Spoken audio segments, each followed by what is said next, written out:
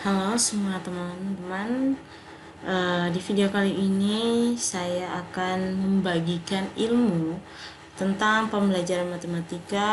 Di sini khususnya materi tentang bilangan bulat. Nah, materi bilangan. Nah, bilangan itu di sini saya akan membahas tentang ada dua bilangan bulat dan bilangan pecahan. Jadi untuk pertamanya saya akan membahas tentang bilangan bulat. Nah, apa sih bilangan bulat? Jadi bilangan bulat itu pengertiannya adalah bilangan yang terdiri atas bilangan bulat positif, bilangan atau asli, kemudian bilangan nol dan bilangan bulat negatif. Kemudian bilangan bulat bisa kita gambarkan dalam bentuk garis bilangan. Nih ya, contohnya seperti ini ya teman-teman. Ini namanya garis bilangan ya. Garis bilangan di sini saya buat sedikit saja ya angkanya, yaitu dari negatif 4 sampai positif 4 ya. Jadi untuk di sebelah kiri 0 itu namanya bilangan bulat negatif ya. Untuk di sebelah kiri 0 itu bilangan bulat negatif. Untuk sebelah kanan 0 itu bilangan bulat positif, sebelah kanan 0. Nah, nolnya ini ada di tengah-tengah ya. Nah, kemudian langkah selanjutnya itu tadi tentang garis bilangan ya. Jadi bilangan bulat positif itu dia di sebelah kanan 0 ya. Dari angka 1, 2, 3, 4 dan seterusnya itu bilangan bulat positif. Kalau di sebelah kiri 0 bilangan bulat negatif. Kemudian di dalam bilangan bulat termuat bilangan-bilangan berikut. Ada bilangan caca, bilangan asli, bilangan genap, bilangan ganjil, bilangan prima. Nah, bilangan-bilangan ini termuat di dalam bilangan bulat. Untuk bilangan caca itu bilangan yang dimulai dari angka 0. Ya, bilangan yang dimulai dari angka 0. Jadi dimulai dari angka 0 ya. Tadi seperti garis bilangan itu, jadi kita ambilnya dari angka 0. Jadi 0, 1, 2, 3, 4 dan seterusnya. Ya. Untuk bilangan asli dia mulai dari angka 1. Jadi tadi di garis bilangan itu, jadi kita kembali garis bilangan. Garis bilangan ini kita ambilnya dari angka 1 untuk bilangan asli.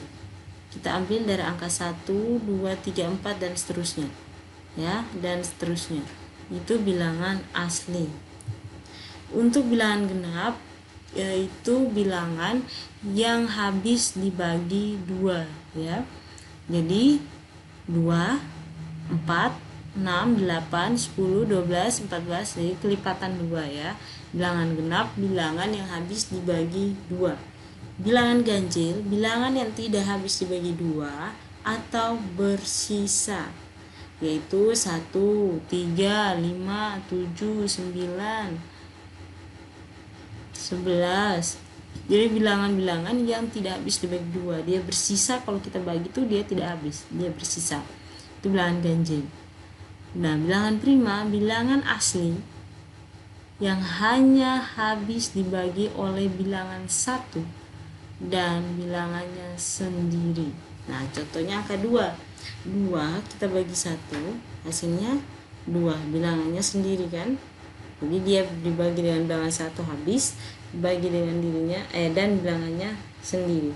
Kenapa kita tidak ambil 1? 1 itu kalau kita bagi 1 ya 1 kembali bilangan sendiri. Jadi 1 saja, dia tidak punya dua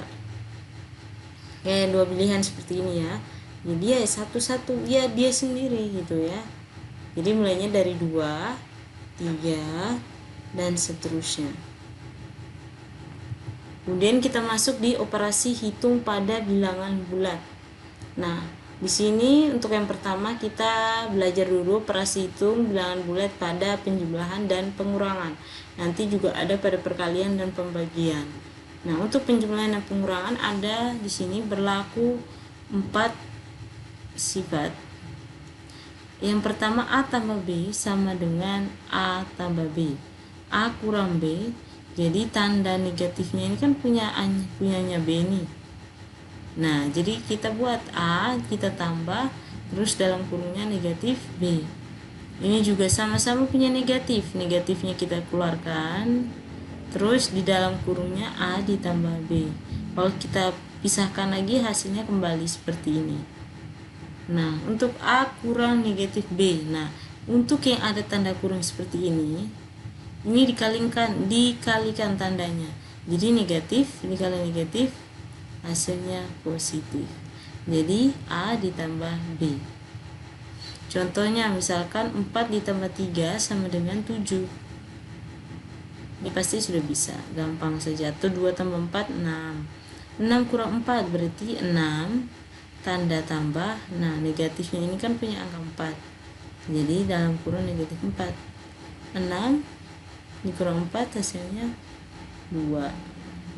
Negatif 3 tambah negatif 5, negatifnya dikeluarkan karena sama-sama punya tanda negatif, jadi negatif dikeluarkan.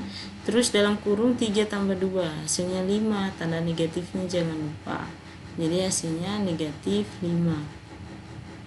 Kemudian 9 dikurang negatif 5. Nah, ada tanda kurung seperti ini, tandanya kita kalikan saja, negatif kali negatif positif. Jadi 9 tambah 5 hasilnya 14. Untuk perkalian dan pembagian, jadi tadi sudah belajar tentang penjumlahan dan pengurangan. Sekarang perkalian dan pembagian. Perkalian merupakan penjumlahan secara berulang. Ya, perkalian merupakan penjumlahan secara berulang. Misalkan 3 kali 5 berarti 5-nya dijumlahkan sebanyak 3 kali, jadi berulang ya. 5 ditambah 5 ditambah 5 sebanyak 3 kali, hasilnya 15. Jika teman-teman yang sudah tahu, sudah ingat ya, hafal ya, sudah di luar kepala tentang perkalian, pasti gampang, tidak perlu dicari kayak gini lagi, langsung nemu. Oh, 3 kali 5 15, 4 kali 5 20, nggak perlu nyari-nyari seperti ini ya. Ini hanya untuk sedikit menjelaskan apa sih perkalian ya. Tapi kalau teman-teman sudah tahu ya langsung aja nulis 4 kali 5 berapa. Nah, kemudian untuk di perkalian ada berlaku 4 sifat juga.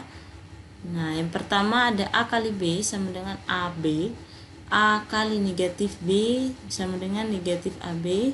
Negatif A kali B, negatif AB juga. Negatif A dikali negatif B sama dengan AB. Jadi untuk perkalian maupun pembagian yang kalian ingat cuma satu saja.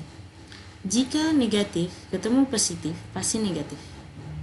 Ya, itu saja, satu itu saja. Yang lain tuh hasilnya pasti positif. Mau min kali min ya pasti positif. Positif kali positif positif. Jadi ingat saja, kalau negatif dikalikan dengan positif hasilnya negatif.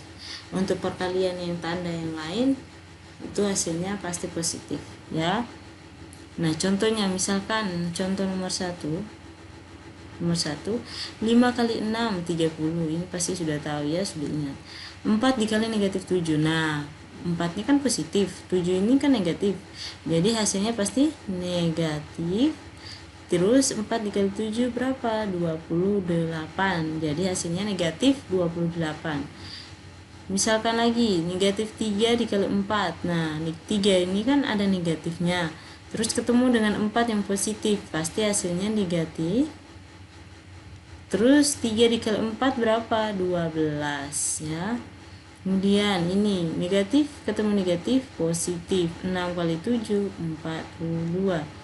Begitu. Misalkan negatif 2 dikali 2. Nah, negatif ketemu positif, hasilnya negatif. 2 dikali 2 berapa? 4 ya. Kemudian pembagian merupakan kebalikan atau inverse dari perkalian. Ingat ya, pembagian itu kebalikan dari perkalian. Contohnya 30 bagi 5 berarti 30 dikali 1/5. Jadi contohnya begini ya. Misalkan 20 dibagi 4 nih. Nah, 20 dikali, tinggal dibalik. Ini kan sebenarnya 4/1 kan. Dikali balik dia. Jadi satunya di atas per 4. Jadi 20 dikali 1 bagi 4 hasilnya 5. Ya. Nah, di sini juga ada 4 sifat. A banding B sama dengan A per B, A bagi negatif B, negatif A per B, negatif A bagi B, negatif A per B, negatif A bagi negatif B sama dengan A per B. Sama ya, kayak perkalian tandanya. Ya. Intinya cukup ini positif, kalau dia ketemu negatif pasti negatif. Tinggal dibagi saja A per B.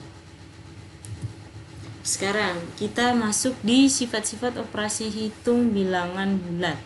Di sini ada 3 sifat, ada komutatif atau pertukaran, kemudian ada asosiatif atau pengelompokan, kemudian ada sifat distributif atau penyebaran. Nah, untuk yang pertama kita belajar dulu untuk apa sih sifat komutatif. Nah, komutatif itu kayak kita menukarkan, pertukaran ya, ditukar tempatnya. Jadi untuk penjumlahan dan perkalian ya, kalau kita tukar dia itu mau ditukar gimana pun posisi, misalkan ya A ditambah B sama dengan B tambah A, sama saja. Jadi mau A tambah B atau B dulu ditambah A hasilnya tetap sama.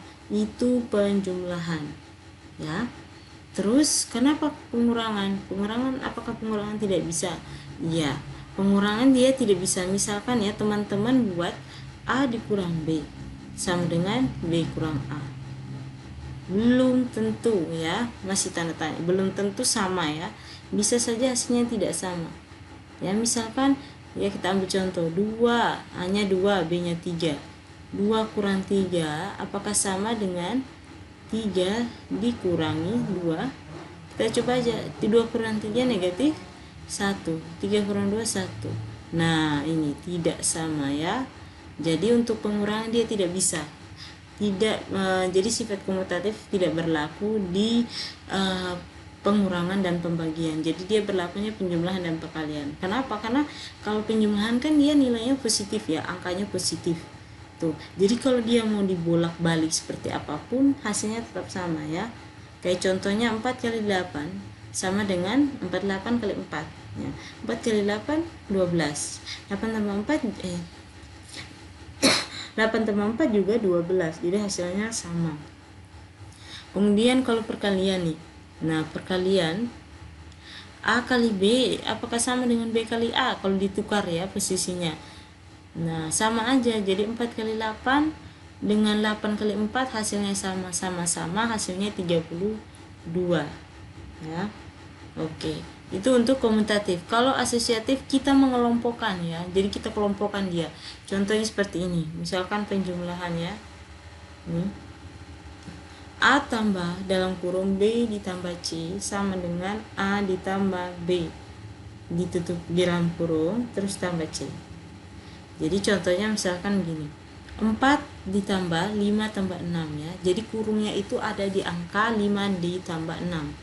Apakah sama dengan jika kurungnya kita geser ke depan, digeser di 4 ditambah 5? Apakah hasilnya sama kalau kurungnya itu kita pindah-pindah gitu? Ternyata sama, hasilnya 15 ya. Misalkan lagi contohnya, misalkan 2 ditambah 1 tambah 3 nih.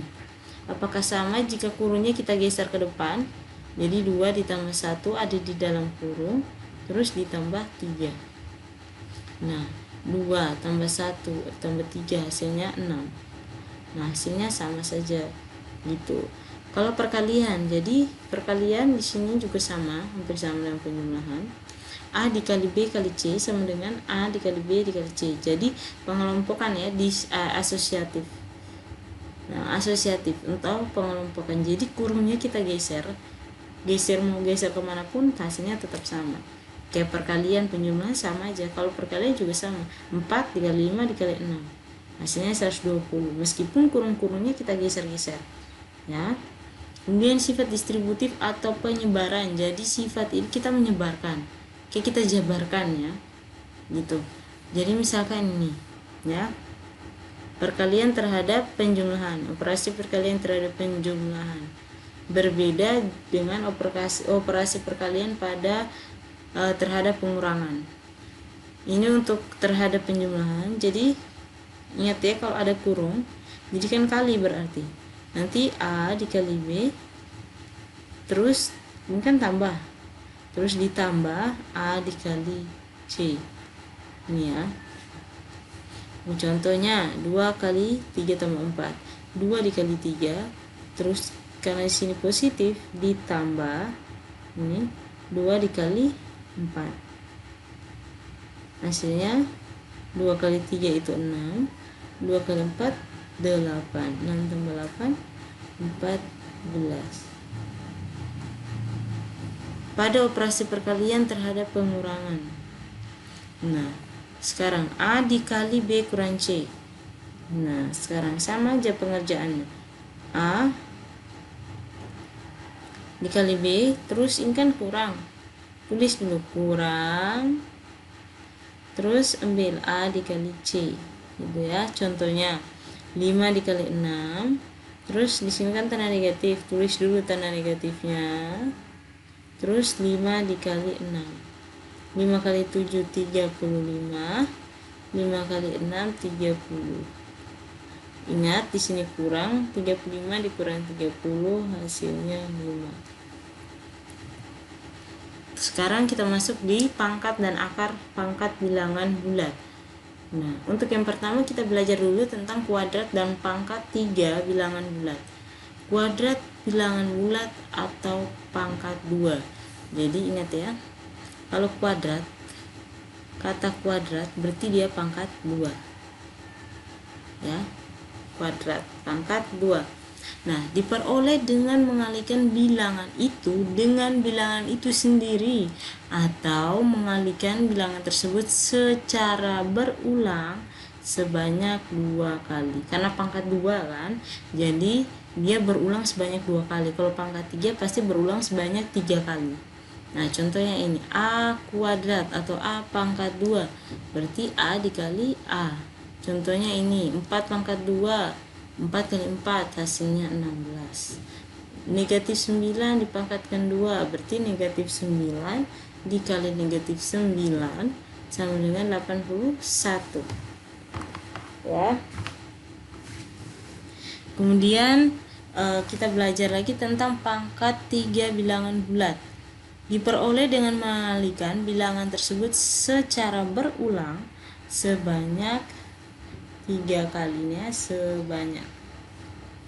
sebanyak 3 kali. Nih, contohnya ini ya, A pangkat 3 berarti A dikali A sebanyak 3 kali. Contohnya 6 pangkat 3 ini. 6 pangkat 3, 6 dikali 6 dikali 6 hasilnya 216. Negatif 5 pangkat 3 berarti negatif 5 dikali negatif 5 kali negatif 5, habis hasilnya negatif 125. Ya. Kemudian kita belajar lagi tentang akar kuadrat dan akar pangkat 3. Ya. Akar kuadrat dan akar pangkat 3. Kalau tadi kita belajar tentang kuadrat dan pangkat 3 bilangan bulat, kuadrat dan pangkat 3 biasa ya. Kalau ini akar ya, akar, ada akarnya ya, akar. Berarti akar tuh nanti modelnya ada tanda seperti ini. Ini namanya akar kuadrat. Kalau akar pangkat 3 di sini ada angka 3-nya. Ya, kalau akar kuadrat itu atau pangkat 2 ya, dia itu akar pangkat 2 itu biasanya kosongan gini, mereka nggak nulis, biasanya nggak ditulis 2 karena orang-orang pasti sudah tahu bahwa akar seperti ini itu pasti akar pangkat 2 ya. Kalau akar pangkat 3 ada angka 3-nya di sini ya, tersembunyi diapit. Nah, akar kuadrat merupakan kebalikan dari kuadrat atau pangkat 2, lambangnya seperti ini. Balikan dengan pangkat 2 tadi ya. Misalkan tadi ya 7. Misalkan tadi 4 pangkat 2 ya. Hasilnya 16. Ya, terus kebalikannya berarti akar 16 berapa? 4.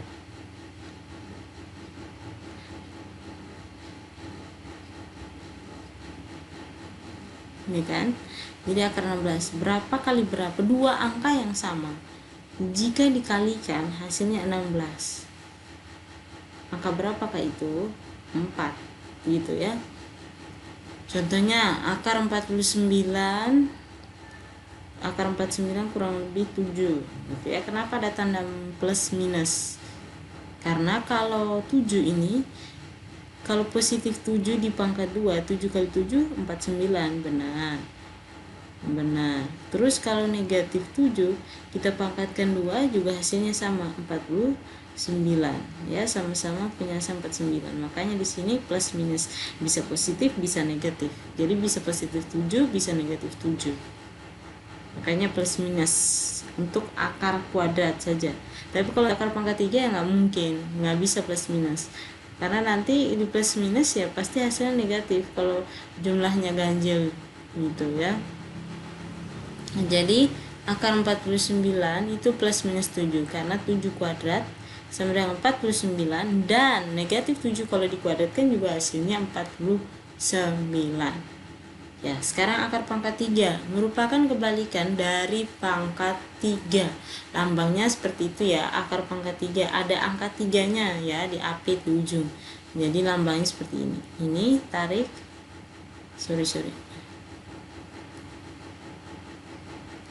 Jadi seperti ini.